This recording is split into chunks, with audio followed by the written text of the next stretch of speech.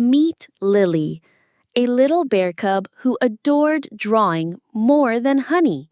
She'd draw all day, wobbly trees, funny flowers, and sleepy clouds. But sometimes her pictures didn't look quite right, like this perfect, soaring bird she imagined. She tried again and again, but the bird still looked, well, like a potato with wings. Lily sighed. Maybe I'm just not good enough, she whispered, putting down her crayons. But then she remembered how much fun drawing was. Even potato birds were fun to make. So Lily decided she wouldn't give up.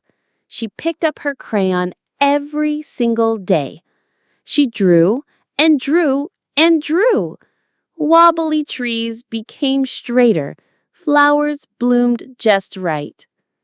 One sunny morning, Lily drew a bird. It wasn't a potato. It was beautiful, soaring. Her heart filled with joy. She showed her family, who clapped their paws in delight. Lily learned that day, with a little patience and lots of practice, even a potato bird can learn to fly. Don't forget to like and subscribe if you enjoyed this content.